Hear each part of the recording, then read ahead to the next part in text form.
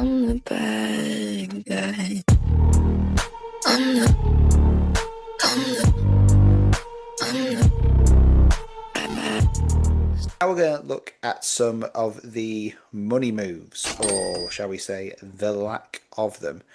Now, one of the biggest names in the league right now, without it, who is currently without a new deal, is Micah Parsons. Now, I don't know why we've decided to bring this up because this is going to be Eddie's corner for maybe about 10 minutes. But everybody knows that Parsons is one of the cornerstones of that Cowboys defense, and you know we're here yet again. It's another off season and no contract extension. So Eddie, I'm just going to put myself on mute, hand it over to you, because if anyone's watching this video for the first time, you might tell that Eddie is a Dallas Cowboys fan. So Eddie, over to you. My, it's really baffling, I have to say. The Cowboys do this soap opera, every single season, and I don't understand why they do it. Surely it does keep the Cowboys in the news, keeps them relevant. But they've dragged this thing for a season longer than they should. They did it for Dak, they did it for Amari Cooper, they did it for CD Lamb, and they had a window to lock Micah Parsons in even before Myles Garrett reset the market. And instead, they waited. Garrett lands 40 million a year. So you know that Micah Parsons is going to be getting nothing less than 42, 43 million a year. And now, anything under that is not even possible, right? And you've got disruption, to the camp. Because if I'm Micah Parsons, why am I going to come into training camp and get into the rhythm, get into the flow, get into the momentum with the rest of the players? I know he's a leader in the locker room, and I don't know whether Jerry Jones tries to leverage on that a little bit, lean on the players, but he ends up paying them anyway. He ends up paying them more than he's supposed to pay them. So I don't know whether it's also a thing where he takes pride in having the most expensive contract, because right now Dak has got the most expensive contract for quarterback. I know CD didn't quite do that, for wide receiver, but it was close. And there was one of those contract stipulations, because you know how they mix it up, the guarantees and all of that. One of those, he was the most expensive, at the time that he signed. And no doubt Micah Parsons is going to be the most expensive. So maybe this is something that they love to do, and they get a lot of joy from being America's team and having a player with the most expensive contract. Yeah, I mean, look, that's the that's the Cowboys way, isn't it? You know, I mean, I would say get pay their best players. I would almost say overpay, just to wind you up a little bit, Eddie. But I think Garrett isn't just like a benchmark in this case. He's, as you said, he's backing Parsons too. You Yeah. know, he's come out and said that he hopes that Mika gets everything he's asking for and more. So that's you don't often get a top paid player wanting somebody else to become a top paid player, do you? Yeah. I mean, they understand that the NFL is a business, right? And they know that their careers, are not very, very long, right? Because no one knows what can happen, right? You Mm. see players retire from the league, very early. Lots of players, play 4 or 5 years and then they're out of the league.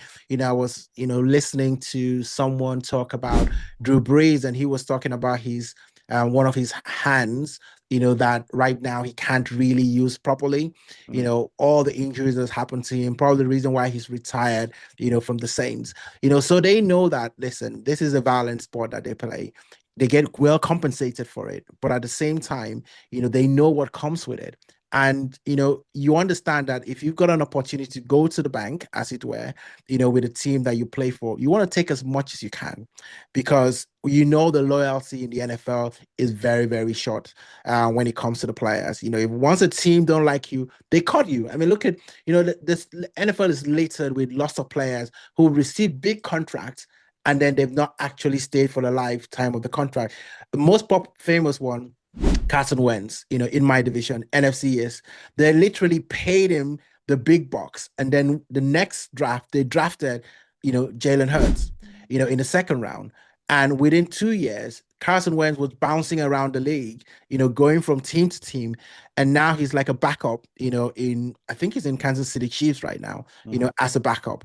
So, players understand this. So they want to get their money, and more importantly, they want to feel valued, right? Micah Parsons is, without a shadow of doubt, one of the best players in the NFL in his position as well.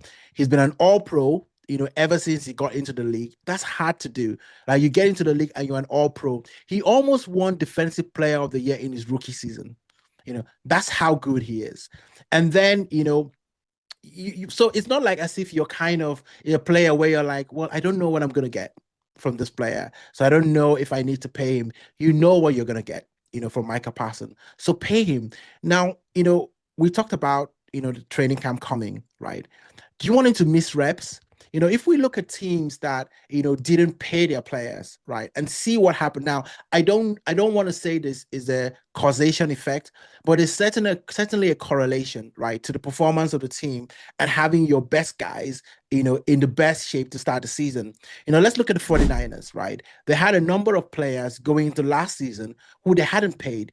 There was lots of talks, about Ayuk, not getting money before the season started, and then they got into the season, and we all know what happened to the 49ers. They didn't really do things well. Look at the Bengals, right? Last year, you had Chase and T. Higgins not having a contract going into it.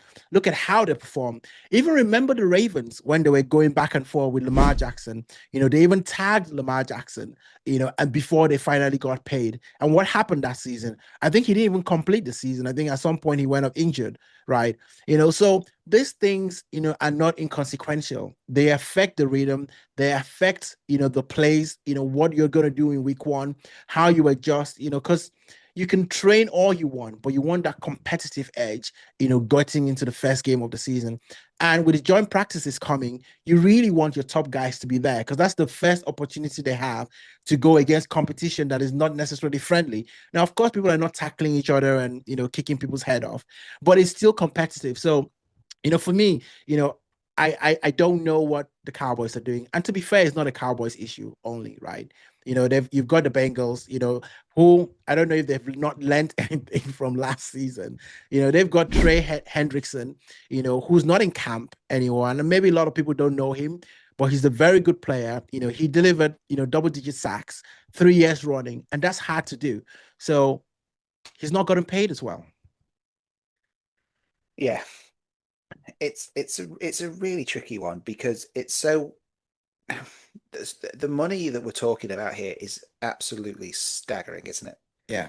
And I find it hard to feel. So I goes, well, you're paying this guy 5 million a year and he's just down tools until he gets 9 million a year. I mean, Christ, if we ever saw that many digits in our lifetime in our bank account, we would be happy, right? We're talking about guaranteed money and all this kind of stuff. And where I sometimes feel for the owners is the NFL works on a strict cap, spend cap, right?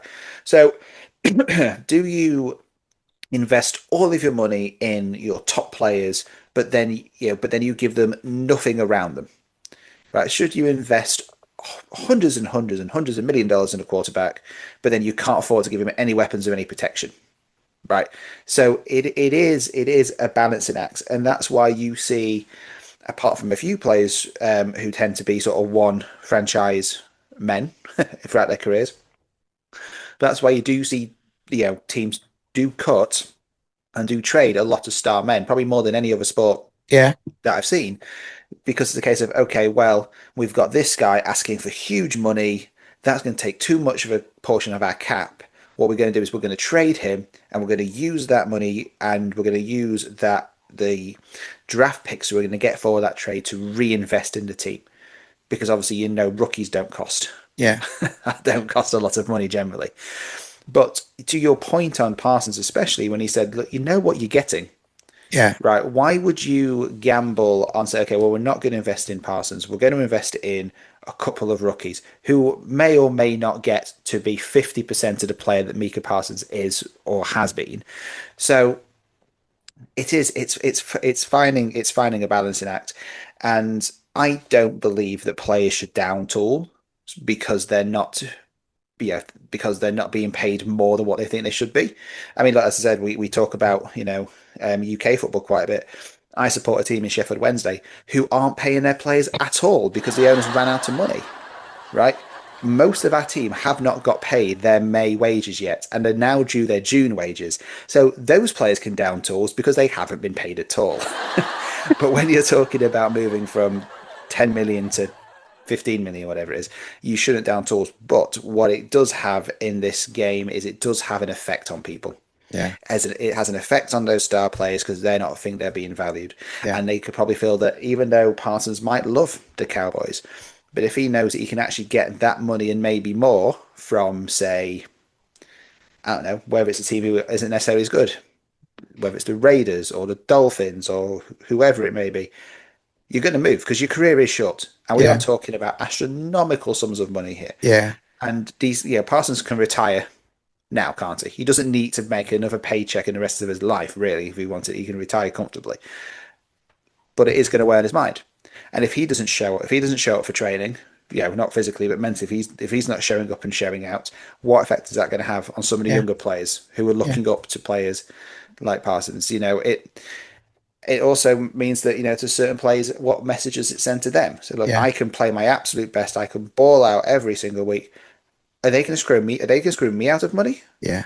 Is the Yeah. Cowboys a franchise for me because I want to get to Micah Parsons level? Are they gonna hang me out to dry? Are they not going to pay me?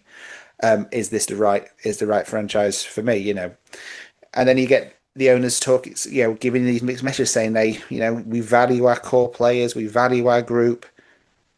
Prove it in a Yeah. way, Yeah. So it's a real tough one, and I go back and forth on it really. Yeah, I mean, I hear you. Lots of good points there. I think the one thing, as we just kind of round up the session, I think the one thing is that players are thinking about their health as well. That's Hmm. probably a dimension when they hold out because it means that you don't know what's going to happen. If you go out there on a practice and then you break something or you twist something, you might never see any money at all. And it's such a brutal league, where you get caught. I've seen players who've come in, had a couple of injuries, and they are no longer in the league. So it is tough. But for me, the one thing I would say about these teams is that the money is there anyway. Hmm. So why don't you go to the players early, right, and make the payments? Just go to them early. Go to them a year early. Imagine if your boss, you were, most, people who work 9 to 5, get bonus at the end of the year, right? Imagine if the company, came to you and say, "Hey, listen, it's February, right? I know that we don't pay bonuses until December, and we don't necessarily know how things are going to go, but we think they're going to go pretty well. But you know what? We're just going to give you your bonus upfront, right? It will probably cost them less to do that than to wait for the performance, at the end of the year, and then have to pay what the real bonus is, right? Because nobody, you don't know how the company is going to perform. So both people are taking a risk, right? The employee feels like they've taken a risk not waiting, and the company feel that we're taking a risk paying early because maybe they're paying too much or because of what the performance might be.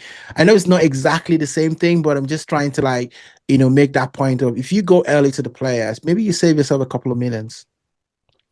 Possibly, but again, different sport, different mentality. But we see it quite a lot here in our football. Is that sometimes you can pay young players too much too soon, Oh yeah. Yeah. and they don't. Again, this is a completely different debate for probably a completely different podcast. But in our country, in our football, they have this issue of having to pay young, especially British players, pay them a lot of money because they are valued quite highly because of financial regulations and all that kind of stuff. Which means that young players who have never kicked a ball professionally are getting paid 100 grand a week contracts. And as soon as you do that, you can lose the motivation to Yeah. play. Right. Yeah. So if you're a young player already making millions, you've never made a name for yourself, you haven't made a career for yourself, you're 17, 18 years old, you're a stupid kid in a lot of cases, you go and spend that money. And because of that, they lose the motivation. So there is the issue in the NFL potential as well. You pay players too much too soon. Do they lose the motivation? Do they lose the drive to actually go and be as good as a Micah Parsons is? So that is something that again, like all of it, it's a balancing act. If we were good at Eddie, we wouldn't be sitting in our rooms in the UK talking about it. We'd be sitting in the boardrooms of these franchises making these money, or we'll go and build that UK franchise that is going to come. Exactly. Thank you for tuning to this episode of Across the Gridiron. So for more NFL related news, insights, and somewhat outlandish Cowboys opinion and rants, please leave a comment or hit like and subscribe. And don't forget to hit that notification button so you never miss a video of any of our nonsense. And we'll be back soon at Across the Gridiron.